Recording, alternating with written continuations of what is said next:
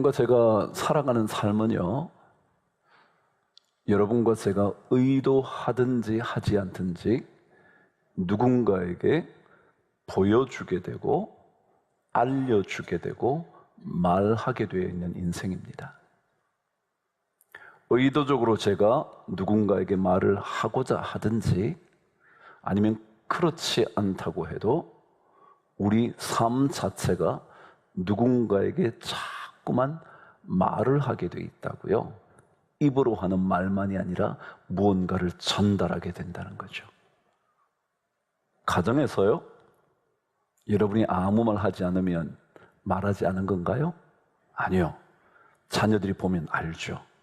아버지가 무엇을 의도하고 계신지 알죠. 말하지 않아도 아버지의 상태를 보면 알게 되는 거죠. 왜요? 우리는 의도하든지 의도하지 않든지 이미 말을 하고 있기 때문이죠. 그래서 아버지가 불편한 심경이신 것 같다? 대번 알죠. 거기다가 한마디 말을 덧붙인다면 더더욱이 확실하게 확인하게 되죠. 그렇습니다. 우리의 모든 삶은 반드시 누군가에게 이야기하게 되어 있습니다. 예수 믿는 사람이요, 예수 믿는 사람이라는 그 사실 하나만으로 우리는 엄청난 말을 하고 있다는 사실 혹시 생각해 보셨나요? 여러분, 예수 믿는 줄 사람들이 잘 모르나요? 저는 목사라 다 알거든요. 이 자체가 얼마나 수많은 말을 하고 있는지 저는 늘 주의해야만 하죠. 사실은 여러분도 마찬가지일 거예요. 특별히 가정에서, 특별히 일터에서, 특별히 여러분의 우정의 관계에서 이 사실은 결코 숨길 수 없습니다. 그래서 주님은 우리를 가리켜 산 위에 있는 동네다 그랬습니다. 눈만 들면 반드시 보게 되는, 보이는, 숨길 수 없는. 그래서 저는 예수 믿는 사람들이 조금은 더 예의를 갖춘 사람이면 좋겠다, 늘 저 혼자 생각합니다. 그럴 수 있으면 얼마나 좋을까. 왜냐고요? 우리는 오늘 사도 바울의 말씀에 의하면 성도라는 단어를 통하여 우리에게 먼저 메시지를 던지고 있거든요. 베베라는 사람을 로마 교회 사람들에게 천거하면서 추천을 하면서 이렇게 요청을 합니다. 성도에 합당한 예절로 그 베베를 받아줬으면 좋겠다. 성도라는 말을 덧붙입니다. 말하자면 여러분과 저는 거룩한 백성이기 때문에 그렇습니다. 예수 그리스도의 십자가의 은혜로 말미암아 여러분과 저는 거룩한 하나님의 백성이 됐거든요. 이 성도라는 말 자체가 그리스도인의 정체성을 표현하거든요. 그래서 누군가가 그리스도인을 볼 때 저 사람은 성도지, 거룩한 하나님의 백성이지, 예수 그리스도의 구원의 은혜를 입어서 하나님의 거룩한 선택된 백성이 됐지 라는 이 사실을 누군가에게 알게 모르게 보여주게 되어 있거든요. 그래서 예의를 갖추면 갖출수록 거룩함은 돋보이거든요. 예수 믿는 줄 아는 수많은 주변의 사람들이 우리의 예의 바름에 그들은 조금씩 변화되거든요. 그럼 오늘 여기 말씀에 성도에 합당한 예절이라는 말은 어떤 의미를 가졌을까? 합당한 예절이라는 것은 어떤 것일까? 그 단어의 원래 의미는 이런 뜻입니다. 어떤 이름에 걸맞는, 어울리는 이라는 뜻입니다. 합당한 예절이라는 말은 그 말에, 그 단어에, 그 무엇을 지칭하는 것에 가장 잘 어울려야 된다는 거죠. 어울려야 된다는 거죠. 그런 것을 가리켜 우리는 한국말에는 답다 그럽니다. 어른답다. 다운 게 어울리는 겁니다. 그래서 이 답다라는 말은 언제나 앞에 나온 어떤 명사, 그 명사의 성질을 그대로 보여주는 겁니다. 정답다 그럼 뭐예요? 정의라는 것이 가장 잘 표현될 수 있는 그 모습, 그 정에 가장 어울리는 모습이 정답다 그러는 겁니다. 아름답다요? 그게 뭐냐면요, 아름이라는 것은 두 팔을 벌려서 딱 안을 수 있는 가득 찬 걸 아름이라 그럽니다. 그러니까 내 두 팔로 가볍게 안에서 요 안에 딱 들어오게 된 거 아름이라 그럽니다. 그래서 아름다운 것은 꽉 차 있는 겁니다. 무언가 인격이 가득 차 있는 거, 그런 걸 뭐라 그러냐면 아름답다 그런 겁니다. 그러니까 예수 믿는 사람들은 무언가 다움이 있어야 되는 거예요. 성도 다움이 있는 겁니다. 그리스도인 다움이 있는 겁니다. 구원받은 백성의 삶에 다움이 있다라는 사실이죠. 그래서 그 성도에 합당한 예절로 이 배배를 받아줬으면 좋겠다. 그러면 성도에 합당한 예절, 성도의 다움, 성도다움이라는 것은 어떤 의미를 가지고 있는 것인지 저는 말씀보다 이런 게 성도다운 게 아닐까 말씀을 읽어가기 시작한 겁니다. 저와 함께 1절 시작하겠습니다. 시작. 내가 겐그레아 교회의 일꾼으로 있는 우리 삶의 배배를 너희에게 추천하노니 그랬습니다. 여러분, 제가 이 메시지를 특당세 때 했다는 거 기억나시나요?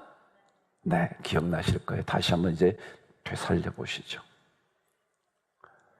성도답다는 말의 첫 번째 의미는 우리 성도들은 모두 일꾼이다 라는 생각을 가져야 성도답게 삽니다. 뭐라고요? 우리는 다 일꾼이다. 일꾼이란 말은 뭔가요? 자기가 하고 싶은 대로 하는 것이 아니라 주인의 명령을 따르는 것을 일꾼이라 그럽니다.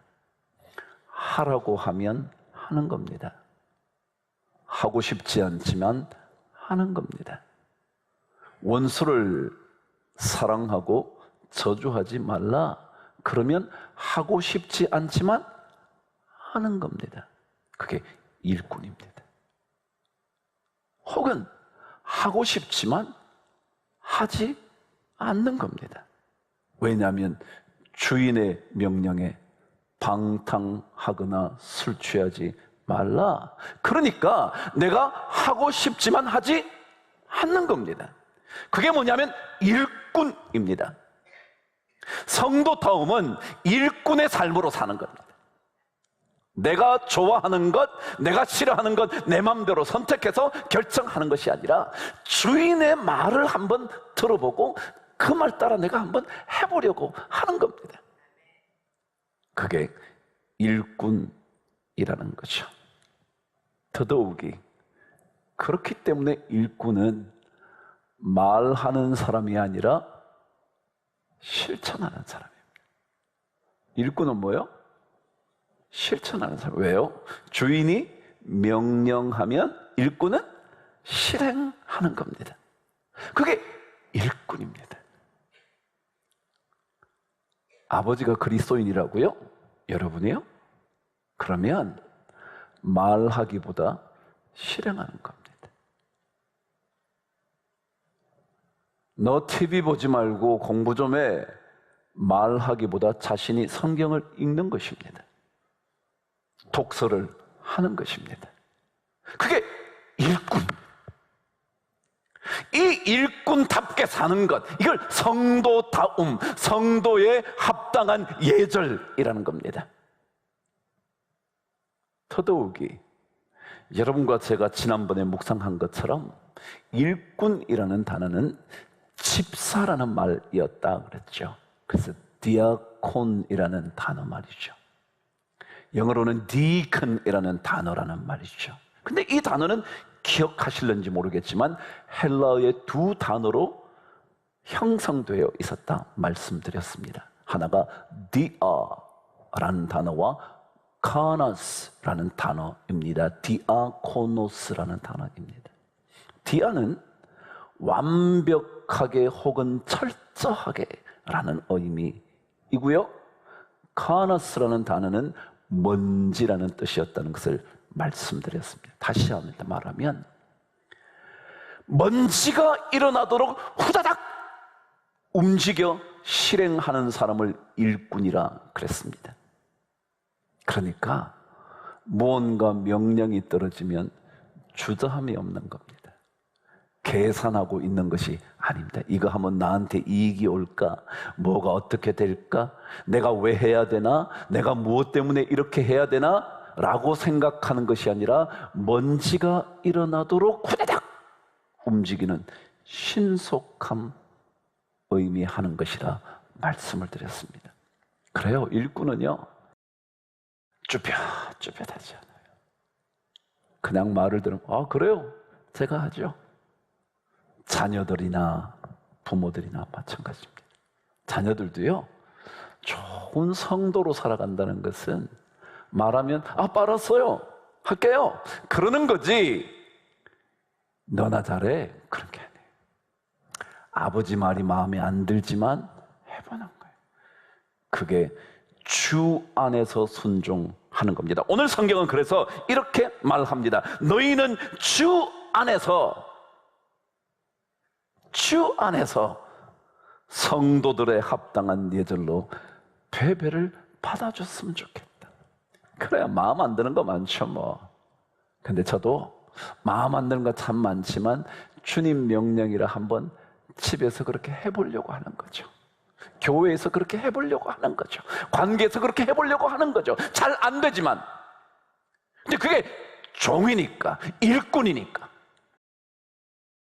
그게 디아카나스, 먼지가 후다닥 일어나도록 신속하게 움직이는 거죠. 계산하지 않고요, 미루지 않고요, 꾸물거리지 않고요, 이유를 달지 않고요. 내가 왜? 뭐 때문에?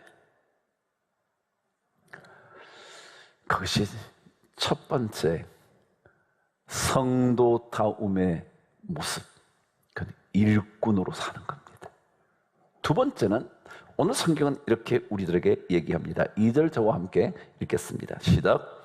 너희는 주 안에서 성도들의 합당한 예절로 그를 영접하고 무엇이든지 그에게 소용되는 바를 도와줄지니. 그랬습니다. 설명 안 해도 아시겠습니까? 우리는 도움을 주는 인생으로 사는 것, 이게 성도다움입니다. 어떻게 하면 도움이 될 수 있을까? 내가 그 직장에 어떻게 도움이 될 수 있을까? 내가 아버지로 이 가정에 왔는데 어떻게 도움이 되는 아버지가 될 수 있을까? 그런 가정이 될 수 있을까? 내가 이 여자의 인생을 책임지게 된 남편인데 어떻게 이 여자에게, 이 아내에게 도움이 될 수 있을까? 우리 자식 나보고 낳아달라 말한 적 없는데 그 자식에게 내가 도움되는 아버지는 어떤 모습일까? 이거 생각하는 거야, 이거. 그리스도인들은 누군가에게 도움이 되는 겁니다. 거름이 되어주는 겁니다. 성경은요, 우리를 가리켜 세상의 빛과 소금이라 그런 말씀을 한 적이 있습니다. 주님이 큰 빛이라면 우리는 작은 빛이겠죠? 근데 소금이라는 말은 의미가 여러 가지가 있다 합니다. 근데 그 중에 가장 중요한 의미는 여러분이 아시는 것처럼 맛을 낸다든가 혹은 부패하지 않게 할 때 가장 많이 사용되는 소금이라는 거죠. 근데요, 최근에 연구를 하고 나니까 이 소금이 왜 중요하냐면 이것은 당시에 중요한 거름이었다는 사실입니다. 그래서 연구를 해보니까 소금을 거름으로 줬더니 보통 수확량의 125%가 증가한다는 겁니다. 소금이 거름이었다는 겁니다. 소금을 잘 뿌려주면 수확량이 훨씬 늘어난다는 겁니다. 그렇다면 소금이라는 것은 황폐한 곳에 성장과 수확을 가져다 주는 좋은 도구. 여러분과 제가 황폐한 그곳에 소금이 되어 그곳을 성장시키고 수확을 촉진하게 하는, 이것이 바로 도움을 준다, 그거예요. 그래서 누군가가 나의 도움으로 인하여, 어느 회사가 나의 도움으로 인하여 해하려고 하는 존재가 아니라 도움이 되는 존재가 됨으로 인하여 그 성도에 합당한 예절, 그것으로 살아가는 인생, 그것을 가리켜 우리 그리스도인 다움, 성도 다움이라 말한다는 거죠. 사도 바울은 베베를 로마 교회에 천거하면서 그녀가 필요하다고 말하는 것, 소용되는 대로 말하면 필요한 것에 쓰임이 되는 크기에 뭐가 있다 하면 도와주었으면 좋겠다. 베베는 로마로 사도 바울의 편지를 들고 간 사람이었거든요. 그러니까 그 편지를 들고 간 베베에게 필요하다고 말하는 것이 있다면 다 도와줬으면 좋겠다, 로마 교회에 요청을 한 거죠. 결론입니다. 성도다움, 그리스도인다움, 성도들의 합당한 예절, 세 번째 모습은 마지막 부분에 있습니다. 다시 한번 2절 저와 함께 읽을게요. 시작. 너희는 주 안에서 성도들의 합당한 예절로 그를 영접하고 무엇이든지 그에게 소용되는 바를 도와줄지니 이는 그가 여러 사람과 나의 보호자가 되었음이라. 아멘. 성도다움은요, 보호자 되어주는 거예요. 보호자는 뭐냐면요, 지켜주는 사람, 파괴하는 사람이 아니라 뭐요? 지켜주는 사람. 가정을 뭐하는 사람 아니고요, 파괴하는 사람이 아니고 뭐요? 지켜주는 사람. 전 이게 예수 믿는 사람이에요. 지켜야 하는 겁니다. 보호해 주는 겁니다. 미성년자의 자녀들의 부모를 가리켜 우리는 뭐라 그럽니까? 보호자라 그럽니다. 보호자. 성년이 된 자식은 보호 안 해도 되나요? 성년이 된 아내는 보호 안 해도 되나요? 성년이 된 남편은 보호해 주지 않아도 되는 겁니까? 아니요. 성경은 보호자 되었기 때문에 그렇다. 그래서 이 베베를 잘 영접해 줬으면 좋겠다. 보호자는요, 막아주는 사람이잖아요. 다시 말하면 공격하는 사람이 아니거든요. 예수 믿는 사람은요, 부인을 공격하는 사람이 아니에요. 남편을 향하여 공격하는 사람 아니라고. 자식이 마음에 안 들어도요, 공격하는 것은 부모가 아니라고요. 성도인 부모가 아니라고. 세상의 부모는 그럴 수 있어요. 마음에 안 들면 공격할 수 있죠. 그런데 성경은 그렇게 말해요. 공격하지 마라. 차라리 보호해줘라. 제가 예전에 특당색 때 이 말씀을 전할 땐 제가 그랬어요. 총알바지가 되어줘라.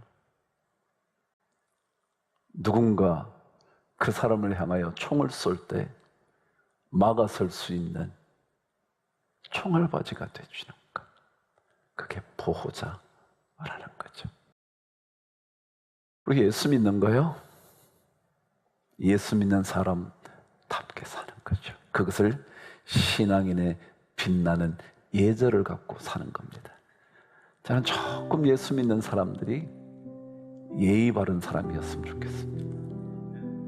남을 공격하기보다 오히려 총과 총알과 화살을 막아주는 그런 좋은 성도들이 되셔서 성도다움의 인생을 꼭 살게 되기를 주의 이름으로 축복합니다. 이런 것 때문에 사도 바울은 베베의 이야기를 첫 번째로 등장시킨 것이라 생각이 듭니다. 사도 바울에게는 가장 멋진 동력자들이 있었는데 그 유명한 사람 중에 한 사람이 디모데고요. 또 다른 사람이 브리스길라와 아굴라라는 사람이었어요. 근데 이 사람들보다 먼저 인사의 대상이 되었던 사람이 베베라는 여인이었습니다. 놀랍지 않나요? 다음 주에 여러분은 브리스길라와 아굴라, 브리스가와 아굴라 여러분 만나게 될 거예요.